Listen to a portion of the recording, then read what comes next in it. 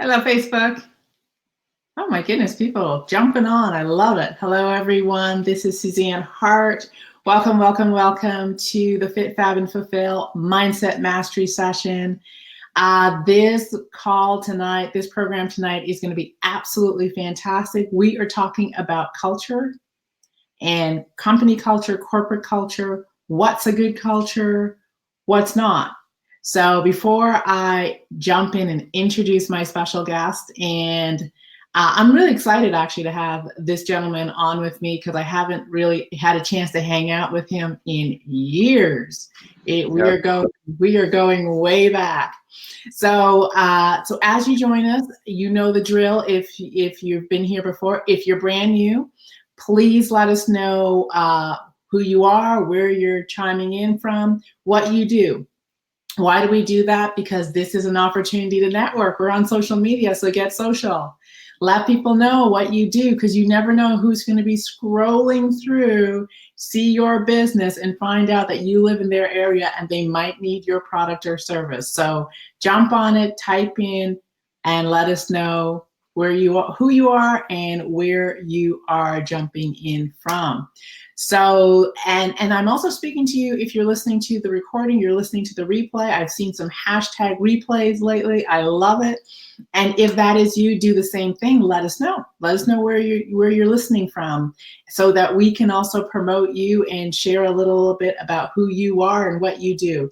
Second thing we're going to ask you to do is bless a life. How do you do that? You do that by sharing with a friend. We are talking about culture. I don't think there's a business or anyone who works anywhere that doesn't need or want to know about how do I create a better environment, a better culture in the place I spend 8+ hours for many people. So that's what we're going to be talking about. So share, please share.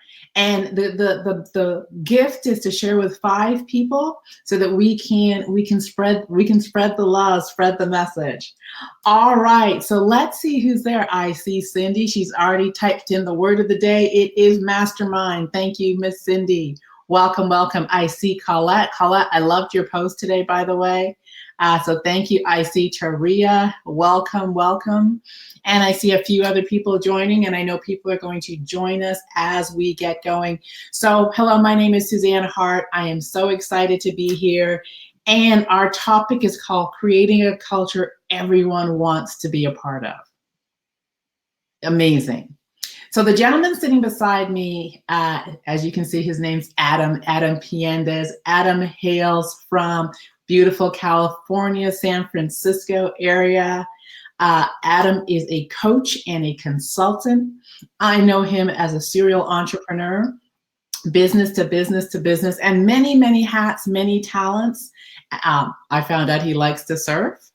I know he does yoga, so a little bit about Adam. And Adam's a lot of fun. I've hung out with him a few times, and brilliant and fun. So hey, wow, welcome.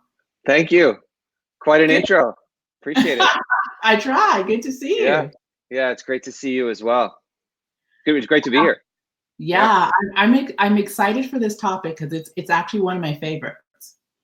I think it's one of my favorites because I think it's really, really important. Before we jump into and give everybody the goods, tell everyone a little bit about your history, what you've done, all that wonderful stuff. Sure.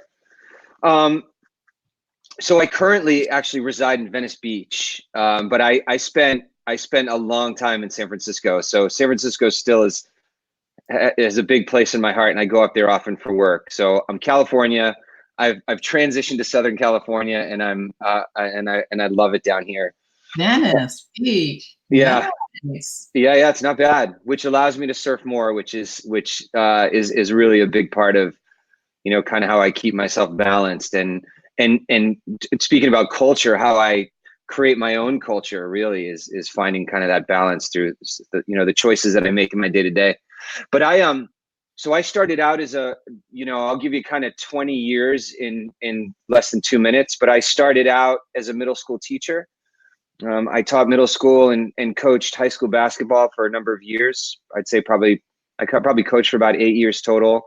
I used to train athletes on the field to increase their speed and agility. And did a lot of mindset work with them as well. I ran boot camps for adults. So I had kind of this teacher coach hat that I wore for about a decade. And then I transitioned into the startup culture, where I worked for 3 different tech startup companies. And I think that's, Suzanne, when we actually met, when I was on kind of my 3rd venture, which was about 10 years ago, which is pretty wild. So I went from there and I did that for about 10 years. And when I was done working in the tech startup world, I said, I really want to get back into coaching, teaching. That's where I find my most fulfillment. That's where things feel kind of natural and they flow for me. So I started coaching, kind of doing some life coaching. It moved more into working with a lot of entrepreneurs and business owners. I've done a lot of C-level executive coaching.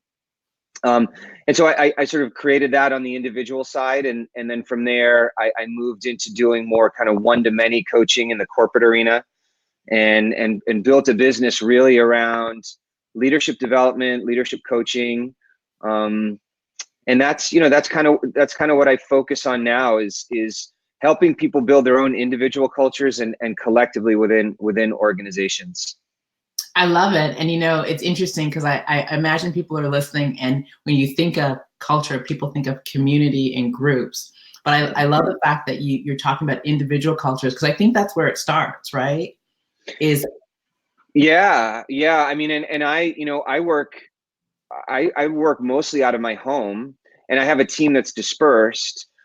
So my culture is the way that I communicate with the people who aren't necessarily sitting next to me, but it's also about, how do I function in my day-to-day so that I can show up from a place and really be my best self, on the individual level. So true. And I think that is so key. So for everyone listening, just so we put everybody on the same page, when you're talking about culture, what exactly is that? Yeah. As I kind of mentioned, I think it can be a couple of things, and I think you can look at it from 2 different lenses. I think you can look at it from the individual lens and the collective lens. But as I just mentioned, you have to show up in your best self and take care of yourself, whatever that means for you, so that you can contribute to whatever culture you're a part of. And so when I think of culture and the collective, when I think of it as in a corporate environment or in a communal environment, to me, it really is about an environment where people feel trusted with one another and are really willing to show up as their authentic self, and can be free to express themselves and feel comfortable that it's going to be received on the other end. And so when I think of culture, it really is about kind of this trusting environment where people are supporting one another. And in essence, through that support, really encouraging people to be themselves, to speak authentically, and to share all sides of themselves, right? So, I kind of have this belief that we don't necessarily have our personal selves and our professional selves. It really is one thing. And when you have a culture and an environment that allows you to express yourself in the way that you might in your personal world and bring it into your professional world, I think that, in essence, is really a culture that truly everyone wants to be a part of, because they can let their guard down and just be themselves. I love it, because I do believe that most people work in environments where they have their professional persona, and then they have their real self, right? Yeah. And they're afraid to allow the two to meet. I've coached people who will say, I don't ever let anybody know about that part of me at work. So I also know that in the environments where I have thrived, I was allowed to be fully self-expressed. So I brought all of me to the space. Yeah. That's not surprising. Yeah. And felt safe doing so. Yeah. Okay. And that's the big word, I think, too, Suzanne, is that, people will create these separate identities and on the professional level because they don't feel safe, or perhaps they've been judged in the past, or there's a lot of side talk, or whatever sort of culture they're embedded in may not allow that to happen. So that, there becomes this protective layer sometimes. Absolutely. Absolutely. And, you know, before we were talking, I was saying that in my past life, when I was in social services, I would actually go into organizations. And when I got into management, one of the reasons I get hired was to clean up and rebuild culture. And it's really rewarding, but it's also very challenging because people have a lot of distrust. They have a lot of emotion about how they're feeling, how they feel they're being treated, their perception of the organization. It's layer after layer after layer. So I'm going to ask everybody to type something in the comment section as you're listening. So what is a sign to you, and I'm going to let Adam answer at the same time, but what is a sign to you that you're not in a healthy culture? And I don't want to use a word that's judgmental, so I'm going to use healthy. So you're not in a healthy culture. And so, Adam, what are the signs that when you see, when you walk into a place and you go, this culture is not thriving, it's not healthy? What are the telltale signs? Well, for me, I think there's two layers to it. One is energetic, right? So if I walk into a place, if I'm fully tapped in and my intuition is turned on, I can walk in somewhere and pretty quickly be like, this doesn't feel great, right? Yeah. In here, right? So I think that when we can trust our intuition, I think that, there's a lot of knowledge that can come from that place. So that's kind of the first part. And I think in working with people, if anyone's ever ruminating over their day to day and just how it doesn't feel good. So when people are talking about it, it's probably a pretty good indicator that something's off.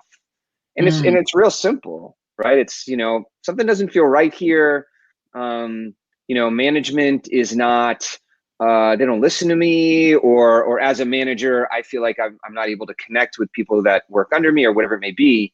And real simply, when people are talking about it, in the light of, I think we need to make some changes, there's usually a pretty good indicator that there's an opportunity to kind of shift the culture, on some level. And I love the fact that you talked about the energetics of it, because you can literally walk into a place and feel the tension. Oh yeah. You can walk into a place and feel the heaviness of just sorrow or frustration or anger. You can feel that heaviness, and you can actually see it on people. Oh yeah. Yeah. Right? The walls and buildings will keep that stuff, insulated, and it really becomes palpable in certain instances, for sure. It's like anyone on an individual level, right? You walk up to somebody and say, whoa, that person has really bad energy, right? I mean, that expression comes from something. It's very real in many instances. It is very real.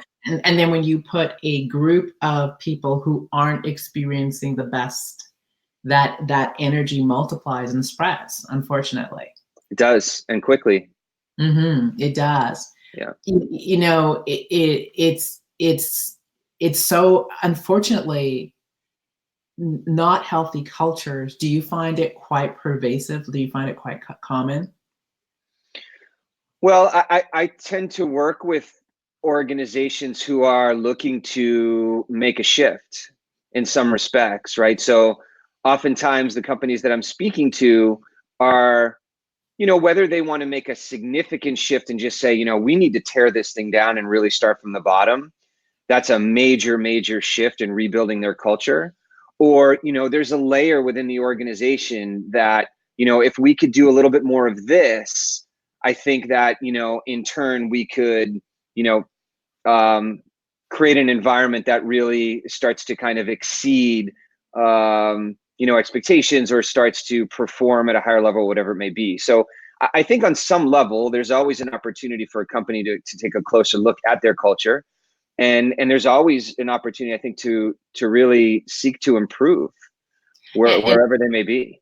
Yeah, and I think culture is it's like growth, right? You don't stop. It doesn't end, right? And you're always working on it. It's like the relationship that doesn't get energy, it dies. Yes. Right? So the culture that doesn't get energy, innovation, new communication, different ways of listening, it will eventually die. Yeah, it will. And for me, it's really advantageous for me to say, like, well, there's always room to improve, because I mean, that's essentially what I do. Right. But I do think that, the companies that I tend to work with, and a lot of the stuff that I do really focuses on communication. And I think that really is at the heart of company culture. It's, do you have an environment where people feel comfortable, where they're able to communicate with one another authentically? Mm-hmm. And are you in turn supporting these people, not only to communicate with others, but really to help them get to know themselves better as well? So that's the work that you're talking about, that it just never ends, really. It's the personal work. Absolutely, it doesn't. And I know the companies that tend to be the healthiest are the companies that invest in that type of thing and create space for it. So I know one of the places that I managed, we used to shut down once a month. Oh, cool. And do work with the staff and just give the staff an opportunity for personal growth, personal development, professional development. And we would do all sorts of stuff. And what you began to see was a team that began to gel, and Yes. it began to thrive, and people were willing to, and I think this was one of the key things when you do this, people were willing to risk, and riskers are innovators in your company. Yeah. And you have to create the environment for that to occur. You do. And that's a really cool place to work, right? I mean, if, you might have people kicking and screaming for every time that you do that, because oftentimes that type of work is uncomfortable, Mm-hmm. right? Depending on what you're asking people to do, to take a closer look at their fears, their obstacles, or to talk about rejection or whatever it may be, right? Mm-hmm. But when you create an environment where you're saying, okay, every month we're going to do this, now you're slowly building in that trust that we talked about before, like you said, and it encourages risk takers, and it oftentimes makes people take risks that they never thought they were actually capable of doing. Absolutely. Yeah. And I think it also breeds brilliance, if you will, right? Yeah, for sure. It is like people are willing to risk, and as they risk, they grow, and as they grow, you get the best out of them. Yep. Right. I love it. Let me see what's going on. We have some new watchers, which is very cool. Great. I'm trying to see the comments, and Facebook's not helping me out today with that. I know we're going to jump off and we're going to see a stream of comments that we wish we could see. So if I'm not commenting people's, because I'm not seeing it right now, I see a number of wonderful people watching. Hello, Markia, welcome. So let's talk about good culture, right? Sure. Positive culture, healthy culture. If you were to give everyone listening three things. Yep. Three things that you believe, one, begin the shift into a healthy, really productive culture, or sustain healthy culture. What would you say it is? Yeah, I would start by saying that the company has to buy in to the notion that there's an opportunity to create a shift. And when I say buy-in, we're talking about the decision makers, right, within the organization, to say, you know what, there's an opportunity here for us to be conscious about investing in our people to really create the culture that everyone wants to be a part of. Now, decision makers and organizations are dealing with real challenges, one being retention and turnover. People are changing companies now faster than they ever have before. And guess what? It's really expensive when people leave. Yeah. Right. So, it's kind of like, well, if you want people to stick around, you have to make a conscious choice to invest in their well-being, to invest in a process where they're going to feel valued. Right. And if you look at the younger generations, we'll call them millennials, whatever you want to call them, in many respects, they're asking specifically for programs and mentors that are going to connect to their personal values. Absolutely. Right. right? So people are asking for it, so the company has to have that buy-in, I would say, is kind of the first thing. And Yeah. and when you say buy-in, you're also talking about so it's always top down, first of all, when you're talking buy-in. Yeah. And would you also say it's also modeling from top down? Because I've seen places where they go, yeah, we'll let the staff do that and we'll just do our own thing. Yeah, and you actually, that was a nice segue into kind of what I was going to mention as the second point, actually. Now the top down, so buy-in is specifically from the decision makers, but to be a really, I think, I use the word conscious, to be conscious about that decision, you have to listen at all levels within the organization. Right? You got to listen to, what are the people that are just getting here? What do they want? What does that mid-tier want? What does the upper tier want? Right? And so I think the second part is kind of what you're alluding to, Suzanne, which is that, oftentimes I'll hear that there are coaching programs within organizations where senior leadership will get all the coaching, right? We're going to put a lot of money into senior leadership, and then everyone else underneath there is just kind of, doing their thing. Or to your point, you're like, well, let's just let the team go through that, and I'm just going to sit over here because I got a lot to do because I'm the manager, right? So there's oftentimes it's either one or the other. So I think to really create the culture that we're talking about is to have some form of a platform where everybody's involved, right? So that the senior level manager is talking to the 21-year-old that's just out of college and can say, hey, guess what? I've been here 20 years and I actually still have some fears as well in my day-to-day, so that this guy or girl can go, wow, I can be scared and it's fine. Yeah. Right? Because that person can. So I think an all-inclusive environment in terms of really creating culture is really, really important.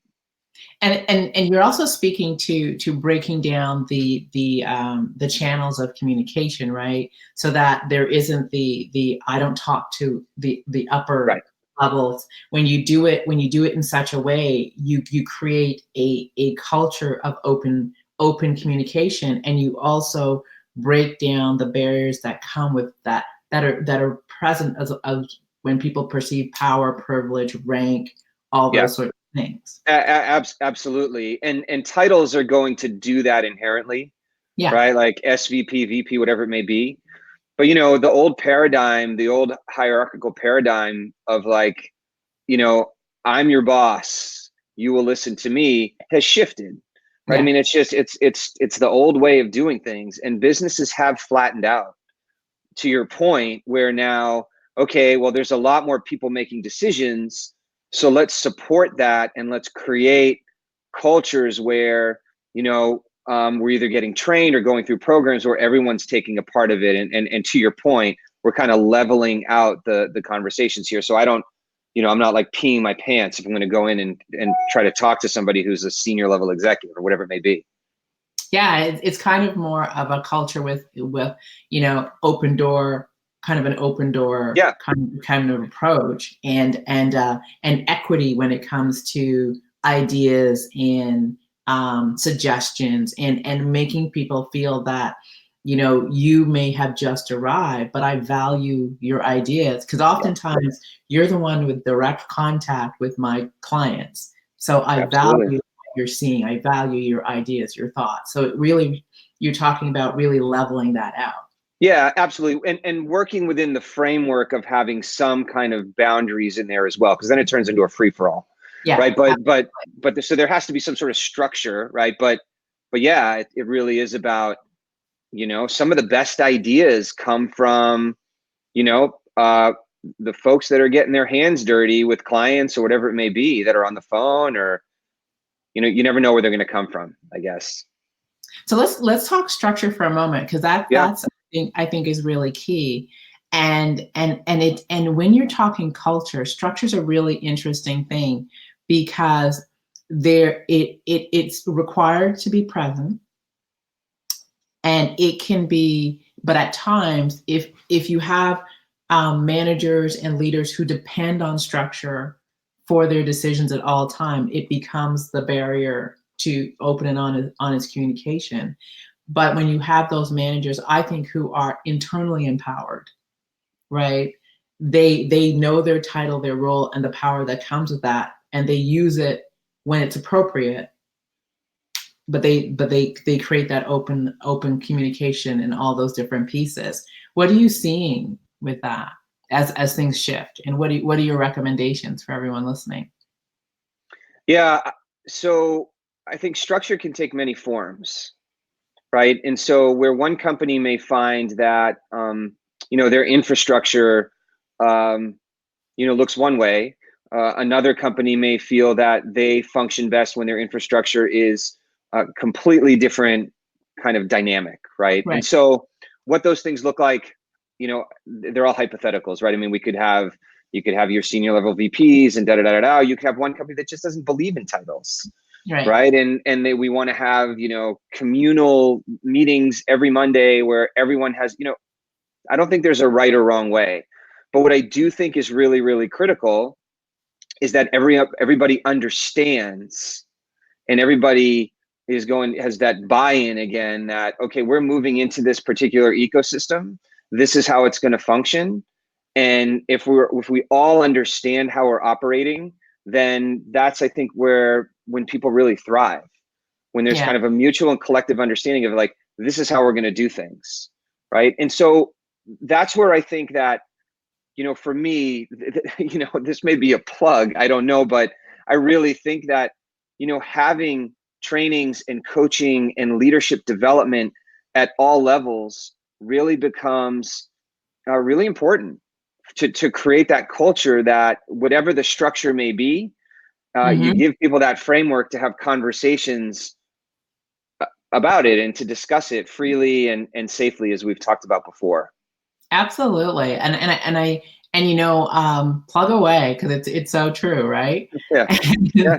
And I think because one of the biggest things I noticed when I stepped into management, and I was blessed because before I stepped into management, I was mentored by another manager. And that's a rare thing for someone to see you and say, I want to prepare you for management. So you're gonna shadow me and follow me. Whereas most people don't have that experience. And so just because you're good at whatever you do when you're front line, if you will, or you're not in management, and you get put into management, it's a totally different beast and dynamic. And unless you get trained in it, you're more than likely going to do it wrong, because there's power dynamics, there are communication, there's all the pieces at play that unless you go get trained, you won't understand it. You won't. So you're really fortunate, and that person, whoever is managing you, is really, I would say is has a high emotional intelligence. Because what you're really talking about is empowerment. And the more, that you empower the people around you, there's less of, they go into these situations of thinking, I feel empowered and I'm going to do the best that I can, versus I don't want to make a mistake. And those are two very, very different approaches. Yes, they are. Yeah, absolutely. One is it's almost like I'm going to cover my back, if you will, and the other one is I'm going to initiate action and take responsibility for what happens. And they're two very different ways to play the same game, if you will. They are, and when you talk about all of this stuff, what we're really talking about, I think underneath it is alignment, and this kind of leads in. You had asked me the 3 things to create the corporate culture. The first one is, as I mentioned, you have to have that buy-in, right? The second is to create something that supports people at all levels. And I think the third is to create an environment where people are having real conversations. And when I say real, I'm talking about, conversations that really truly get people to know one another so that they can connect on a deeper level. So if we were to sit in some sort of training and you said to me, hey, when I was 5 years old, I fell off the swings and I hit my head, right? Yeah. I probably would remember that about you for the entirety that we worked with one another. And that little story, and for me internally, would connect me to a time when I fell off of something when I was a little kid or whatever it may be. So we created through that very simple story, I believe, of a deeper connection, because Absolutely. we can relate to one another. Now, if a senior vice president says to an intern, yeah, I fell off the top of the swings when I was a little kid, like all of a sudden there's a commonality there. And so those types of stories, getting to know one another, creating connections, is what really truly creates trust. Absolutely. And you're talking about our humanity, right? And I think Exactly. times when we step into roles, that part is not seen or allowed to be as visible as it should be. And when you're in those situations, or when you create those situations where people get to see each other outside of the role, if you will, and have Exactly. human conversations where, oh my gosh, we have that in common. I didn't know that about you. Right. Those things really make a difference. They make a difference. And especially when we're talking about when people have gone through challenging times, Yeah. I mean, that's when the real talk really it allows people to build that trust. If I know that you've been through something that was really, really challenging in your life, and I've shared something about me that was really, really challenging, well, the next time that we have to go work on a project together, there's that connective tissue that we're not necessarily going to talk about in that moment, but it's there. There's a knowing. There's a knowing, right? And that's what builds the trust. That's what really creates alignment. And that's ultimately, at the end of the day, see, if you build trust, between trust and alignment is conflict. If you don't have trust, you can't have healthy conflict, right? If you don't have healthy conflict, you can't have alignment. But you can't build trust until you get to know each other. So, it's the third piece, I would say, which is creating an environment where people are allowed and feel safe to have real discussions that are going to create deeper connections. And it's so true, so true. And I think what's inherent with that is also creating an environment where people feel safe to resolve stuff. Right? Exactly. Trust. Yes. There's the safety, and I think not just the safety, but the expectation. Yeah. That things will be resolved. Yeah, because resentment is powerful. Yeah. And when things aren't resolved, resentment lingers. Just like we talked at the beginning, that energy. It all works, it all works together. Adam, you're getting loves. They're loving the conversation. You're getting hearts, loves. Yeah. I'll take them. All right. I'll take as many hearts as you guys want to give me. I'll take them. Just send them away. I love it. Yeah. So I'm curious. Let's talk a little bit about. Let me just check my time because I'm right in this conversation and I wanna. Let's talk a little bit about mission, vision, values, those sorts of things. How important is it for someone who's looking at a company to really seek out alignment, mission, vision, values, that sort of thing? I mean, I think it's hugely important. And, it's really difficult to suss out a company's values if you don't know your own. Ooh, so you went there. Thank you. You like that? I did. You went exactly where I wanted you to go. Awesome. Yeah. So, if one of the things that we do in our program is really support people to get to know themselves a little bit better on an individual level, within a collective environment, right? To really help them understand. And oftentimes finding one's values are really understanding your own fears and your own obstacles, right? Because those are the things that often prevent you from getting underneath it and saying, oh, this is what really moves me. This is what motivates me. And I may have been fearful to go in there and learn about that. But when we're talking about really doing research within organizations, I mean, I think that, as I mentioned before, people want to feel valued. People want to be heard. They want to be seen at a very core fundamental level. So if you go into an organization and their there's a commitment there to support you in that journey, then I think that that's, that sounds like it could be a really incredible place to work. If those opportunities aren't there, and it really is just because at the end of the day, those things all contribute to the bottom line, right? Everyone's in business for the bottom line ultimately, or the doors close. Right. So, but these are the things that can oftentimes create exponential growth because people want to be there. They want to show up. So, there's lots of companies out there that are probably driving a significant bottom line, and their people aren't really psyched to be there. Yeah. And that's, and that's sad.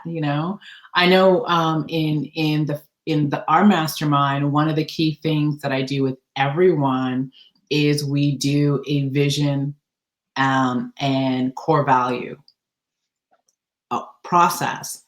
Yeah. And really making sure that there's alignment, right? That you get that your vision for your life and your values are clear. So you align up wherever you go with those things. Yep. And invariably, most people, it's the first time they've actually sat down and said, well, what are my values? Right? And the biggest realization is why things piss them off. Yes. Right? Is that once they get clear on their values, they're like, that's why that bothers me. That's why that ticked me off. That's why that person rubs me wrong. And I think the power in it is to really for them to understand it's not about the other person. Right. It's personal responsibility. It's you. And if you know yourself, you'll go, yeah, that's me. That whenever that happens, it rubs up against one of my core values. Yep. And this is how I get. And just those types of awareness and being able to put yourself in places where there is that alignment. Because unhappiness is often you're in the wrong place because the company has these values and you have these ones. Yeah. Or you don't know what your values are. Yes. Yes. And that's probably, And I think that's the source of it is like, I have them, but I've never taken the time to identify them. So I don't even know I'm in the wrong place. Yeah, absolutely. Absolutely. Yeah, I love that. I mean, because you're talking about people taking personal responsibility for their actions, right? And so when somebody pisses me off, it's pretty easy to I see a lot of people who jump in the victim seat pretty quickly and point the finger and say, they did this to me, And that goes on a lot within organizations. It really does. We kind of defer back to the sandbox days, or like someone took my shovel and my pail. And now so you start blaming them, and then, yeah, exactly. So you start throwing sand and then it just turns into a big mess. Yeah, absolutely. Absolutely. So Adam, what would be there's a lot of entrepreneurs that are listening, a lot of people who are self-employed. If you were to give them a recommendation in terms of, I'm going to go back full circle from where you started, in creating their own personal culture, what would you say? How to do that? Is that the question? Like how to best do that? Yeah, absolutely. Yeah. I think one of the big things for me, I know one of the big things for me is to do something every day that like truly brings you joy. Yeah. Right. That is playful. Right. Because, and that can be for 5 minutes, whatever it may be. Some people don't have time to go play outside all day. Right. I get it. Most people don't. But if you could find something that truly brings you joy through some form of play, for me, I've talked about it. It's surfing. I go play beach volleyball when I can, whatever it may be. That brings me a ton of joy. That then allows me to step into my business as an entrepreneur from a different place. Because that, whether it's meditation or movement or something that allows you to either bring joy or connect to yourself, I think that's probably the most important thing that you can do, because the people around you are going to feed off of that. So if you can take care of yourself, I think that's where it all starts. And then, and I think, and secondly is that, what's cool about being an entrepreneur, what's scary and what's cool about it is that there are no rules. Yeah. Right. And so, I think that those that really do well have good mentors, but they also listen to their intuition. And I think that, you know, intuition is an extension of the deeper connection that you find through taking care of yourself, through like those joyful things that you can do. Mm-hmm. So I would say that those are kind of the two big things, is like, do something that brings you joy and really tap into your intuition, trust your gut. Mm-hmm. And you know, for all those busy, I see some of my busy entrepreneurs, some of them that don't stop listening. I won't mention names, but I know you're here. I can see you. It is that stillness, right? It is, because I know intuition is hard to tune into if you're never still. Very, very true. And there's one third one that I want to add here, because, you know, is to invest in yourself. Yeah. Because I think that's a really, really important one, is that, you know, I've poured a lot of money into my own personal investment, and I continue to do that. Because I just know that the benefits come with the commitment to do that. So I think that's an important one. Yeah, I know for myself, it's every year, all the time, ongoing. I joke that I don't think I've ever been without a coach or a mentor, and it's not because there's anything wrong. It's because I just love growth, right? And I know that other eye is how I grow, right? They can speak into my blind spot and fast track me. So I think investing in yourself, and I think the one I'm going to add, which you talked about, was taking time to really identify your core values, your beliefs, those things that guide you and govern how you walk through the world. Like, really sit down and go and ask yourself, what exactly are they? Yeah, I mean, I think that's essential. All right. So we've been listening to Adam Piendes, Venice Beach. Love it. Yeah. And the word today is mastermind. So Adam, of course, has a free gift for everyone. So I'm going to ask him to tell us a little bit about the gift. Tell us how everyone can reach you and connect with you. And again, the word is mastermind. So type that in the comment section to ensure that you are able to receive our free gift from Adam. Yeah, cool. So we're going to give out an ebook that I put together called Communicate with Confidence. And it really distills it down into kind of 5 fundamental principles, if you will, that you can utilize in your day-to-day in terms of not only interacting with yourself, but interacting with others. And the ebook's really been distilled down from some of the programs that I've created, but I think it's an easy read, and I think it's really helpful. You know, you can kind of resort back to these things, and it gives you a little bit of an idea of kind of, you know, my perspective on things, and that's, you know, probably one way to connect with me is to check out the ebook. You know, I can be found in a few different places, you know, at Adam Piendes on Instagram, and, you know, I'm there quite a bit. And if you want to check out my programs, it's adampiendes.com. Those are probably the best ways. Awesome. Thank you. And we'll make sure well, I'm sure that information is also in your ebook. So definitely put mastermind in the comment section, and you will receive Adam's free book. And it also allows us to continue to communicate with you and let you know who our guests are ahead of time. So you can schedule us into your schedule, and also be able to get the replays, right? So we'll be back here. I'll be back here next Thursday. I'm not sure if it's me or if I have a guest. I'm in the process. Adam, thank you so very much for hanging out with us this evening. I trust you'll come back. Hey, anytime. As long as there's hearts involved, I'm in. I love it. We'll make sure I'll You see what I did there? You see what I did there? Your last name is Hart. You see what I did there?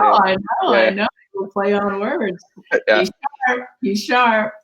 So everyone, we've been talking with Adam Piendes. This is the Fit, Fab, and Fail Mindset Mastery time I thank you for joining us. We'll see you back here next week, Thursday, 7 o'clock Eastern Standard Time. Take care. Talk to you soon. Thanks, Suzanne. Thank you. Bye. Bye-bye.